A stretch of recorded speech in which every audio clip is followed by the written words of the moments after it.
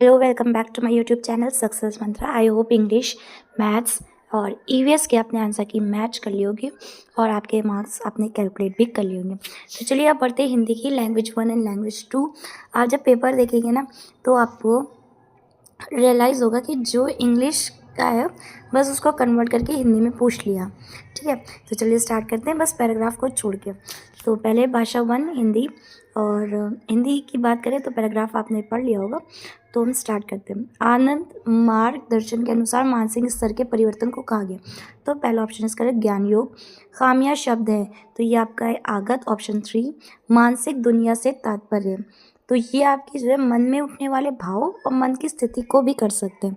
ठीक है, तो अब ये देखते हैं सीटेड कौन सा होगा। वैसे मन में उठने वाले भाव ज़्यादा अप्रोप्रिएट है। क्वेश्चन नंबर 94, गद्यांश के अनुसार मनुष्य को डैश करने की ज़रूरत है, तो अपनी क्षमताओं को, अपनी कमियों को दूर करने की आवश्यकता है उसको। 4, फिर आगे बढ़ते हैं। क्वेश्चन नंबर 95, अंतर्निहित दुनिया से तात्पर्य है, अंतर्निहित का समानार्थी शब्द नहीं है। समाविष्ट, समायोजित, समाहित, सन्निहित। सो समायोजित इज द करेक्ट आंसर। फिर मानसिक परिवर्तन कैसे होने लगे, तो कैसे होने लगे, तो अपनी कमियों को दूर करने के प्रयासों के कारण। फिर है ब्रह्मांडी ऊर्जा क्या अर्थ है, तो ब्रह्मांड की ऊर्जा। आरंभिक दिनों के संदर्भ में कौन सा कथन सत्य है, तो कौन सा कथन सत्य है, तो भौतिक जगत की अपेक्षा मानसिक जगत में अधिक कमियां थी। So option 4 is correct answer. फिर है भौतिक में मूल शब्द क्या है, तो ये हो जाएगा आपका भूत प्लस एक। ऑप्शन 4 आगे।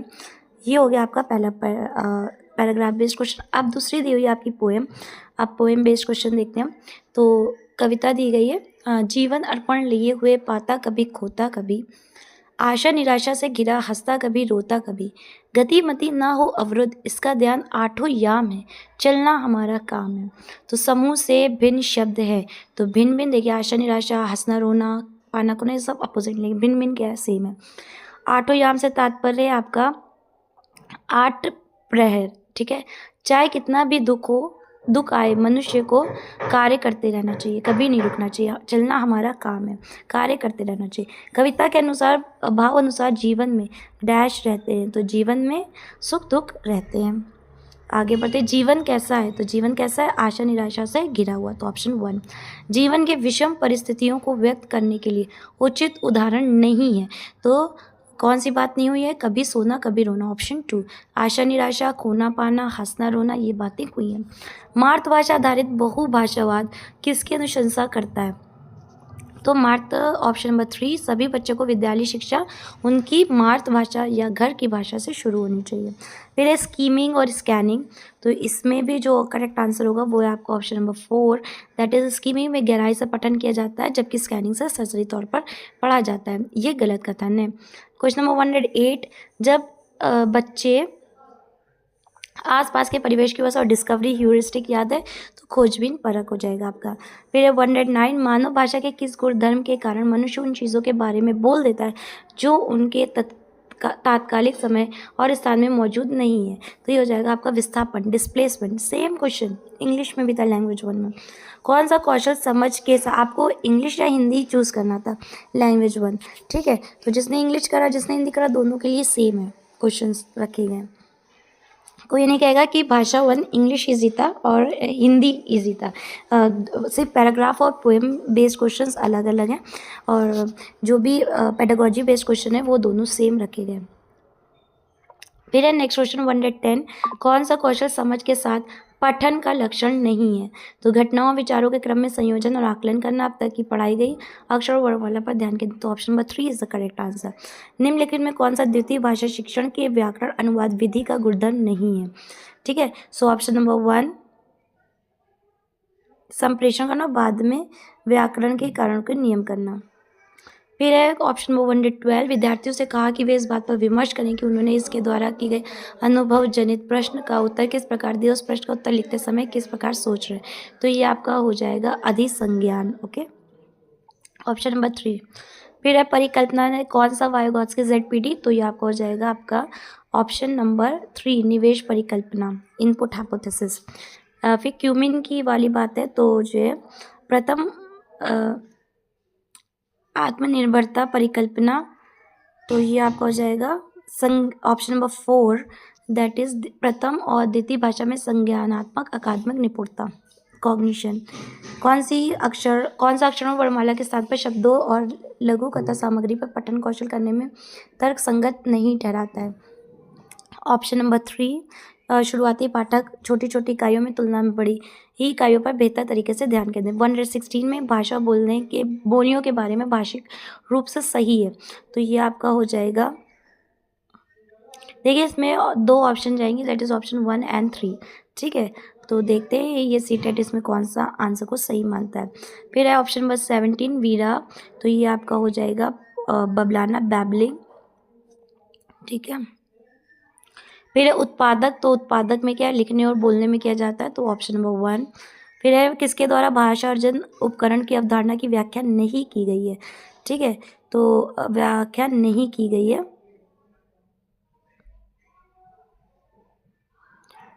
तो आकृति मूलक भाषा कैसे, निम्नलिखित में से किसके द्वारा भाषा अर्जन उपकरण की अवधारणा की व्याख्या नहीं की गई है।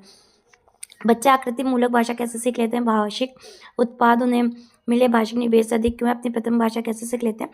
तो इसका जो करेक्ट आंसर होगा वो होगा ऑप्शन नंबर 1, आकृतिक मूलक भाषा कैसे सीख लेते हैं। ओके, लास्ट क्वेश्चन की तरफ चलते हैं। समुदाय विशेषण है, तो इसका ये आंसर हो जाएगा आपका सामाजिक भाषिक चरण। ओके, चलिए जी हाँ, लैंग्वेज 2 स्टार्ट करते हैं। तो लैंग्वेज 2 में जो पहला क्वेश्चन है, पैराग्राफ बहुत अच्छे से पढ़ लिया होगा सबने, और हम डायरेक्ट से क्वेश्चन करेंगे। तो 121, हमें औद्योगिक विकास के लिए किसकी, तो भारतीय मॉडल। शिक्षित में मूल शब्द तथा प्रत्यय, तो शिक्षा plus 8, that is option number 1। समूह से भिन्न शब्द है, तो जो ऑप्शन नंबर 2 भारतीय। योजनाएं निर्धारित करते समय प्रमुख है, तो क्या प्रमुख है, प्रकृति और मनुष्य के संतुलन को बनाए रखना। फिर 125, अनुचित ठहराया गया है, तो क्या अनुचित ठहराया गया, पश्चिमी अंधानुकरण को। स्वतंत्रता के बाद भारतीय की त्रासदी है, तो इसमें भी पश्चिमी देशों का अंधानुकरण। गद्यांश में किसके संतुलन की बात की गई, तो प्रकृति, मानव और संस्कृति, तो ऑप्शन नंबर 4। संतुलन का विलोम शब्द है असंतुलन, दैट इज ऑप्शन नंबर 4। ठीक है, आ लिखा है, में आ लिखा है, तो कंफ्यूज नहीं होना, option number 4 is the correct answer. चलिए दूसरा पैराग्राफ दिया गया है, दूसरे पैराग्राफ के भी जल्दी से हम लोग क्वेश्चन देख लेते हैं। तो ऑप्शन नंबर 129, गद्यांश के अनुसार सभी व्यक्ति क्या है, महत्वपूर्ण है। फिर गद्यांश के आधार पर कहा जा सकता है कि हम सभी समान हैं क्योंकि हम ईश्वर की संतान हैं। सभी व्यक्तियों की समान दृष्टि देखने में सहायक है। ठीक है, तो ध्यान के अभ्यास, ऑप्शन नंबर 2। क्वेश्चन नंबर 132, किसी भी कार्य को सफलता सभी के परिश्रम का योगदान होता है। फिर 133 पे जाते हैं, समूह से भिन्न शब्द है, तो ज्यादा।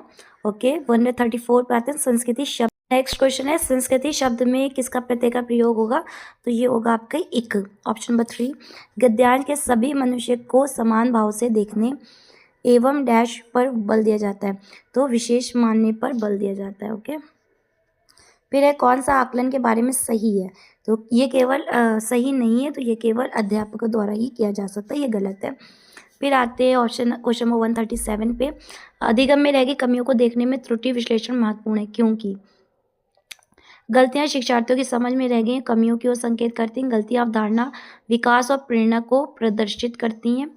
अधिकतर त्रुटियों विद्यार्थियों के कारण होती हैं। गलतियां शिक्षार्थी के मस्तिष्क और अधिगम के कमियों की ओर समझ में रह गई और कमियों को संकेत करती हैं। फिर कौन सा स्टीफन क्रेशन द्वारा दी गई मॉनिटर परिकल्पना से संदर्भ में सही नहीं है, तो ये आपका आ जाएगा पहला ऑप्शन, क्या अर्जित किया गया सीखे गए की मॉनिटरिंग करने में मदद करता है। फिर आता है रचनात्मक आकलन का उदाहरण नहीं है, फॉर्मेटिव, तो सत्र के अंत में, ऑप्शन नंबर 4। फिर है 140 क्वेश्चन, तो इसका करेक्ट आंसर हो जाएगा आपका पहला क्वेश्चन, पहला ऑप्शन। सेकंड है आपका 141, तो ये आपका ऑप्शन नंबर 4 वर्णमाला चार्ट। देखिए हम इसलिए बोल रहे हैं क्योंकि ये जो इंग्लिश लैंग्वेज 2 के क्वेश्चन है वही पेडागोजी में बस उसको हिंदी में कन्वर्ट कर दिया गया है आपके लिए, ताकि कोई भी किसी तरीके का क्या हो, ये ना हो कि इसकी पेडागॉजी इजी थी, कंपैरिजन ना हो, ठीक है, और कोई भी किसी के साथ अनफेयर ना हो। तो ये बहुत अच्छा चीज़ है कि आपकी जो इंग्लिश टू लैंग्वेज है उसकी हिंदी टू लैंग्वेज दोनों की पेडागॉजी सेम है, ठीक है, इसलिए हम थोड़ा जल्दी जल्दी कर रहे हैं। तो क्वेश्चन नंबर 142 है, तो इसमें क्या होगा, दो मुख्य प्रकारों के संदर्भ में सही है, तो ऑप्शन नंबर 1 दैट इज रचनात्मक आकलन अधिगम प्रक्रिया में सतत रूप से चलता है। फिर है 143 किसके द्वारा समावेशी कक्षा सृजित करने में मदद नहीं होगी, तो मॉनिटर बना देने में, ऑप्शन नंबर 2। पा को पा, तो ये होता है आपका डिसलेक्सिया, तो और जो है ऑप्शन नंबर 2। फिर आते हैं क्वेश्चन नंबर 145 में, बुनियादी अंतर्वैयक्तिक संप्रेषणात्मक कौशलों को किस रूप में माना जाता है, तो ये आपके दिन प्रतिदिन के, ऑप्शन नंबर 1। फिर एक अध्यापक हिंदी भाषा विद्यार्थियों को, तो ये आपका हो जाएगा ऑप्शन नंबर 1 संप्रेषणात्मक उपागम। फिर है 147 कौन सा संप्रेषणात्मक उपागम का गुणधर्म नहीं है, तो ये याद रखिएगा कौन सा नहीं है, की खोज करना, भाषा को संदर्भगत प्रयोग करना, प्रकार की अपेक्षा पर अधिक ध्यान देना, ऑप्शन नंबर 3। फिर आता है कक्षाओं की कौन सी विधा बहुभाषा वाद और बहुसंस्कृतिवाद और प्रतिपादित करने के लिए सर्वाधिक रूप में प्रासंगिक है, तो ये हो जाएगी आपकी लोक कथाएं, फोक टेल्स, ऑप्शन नंबर 3। फिर है आपका 149 का बाल साहित्य, तो ये आपका हो जाएगा नैतिक मूल्य, ऑप्शन नंबर 4 मॉरल वैल्यूज़। फिर आता है 150 कौन सा अधिगम मुख्य क्षेत्र डोमेन नहीं है, तो सामाजिक सांस्कृतिक, ऑप्शन नंबर 4। तो इस तरीके से आपके जो हिंदी के आंसर्स हैं वो भी पूरे होते हैं।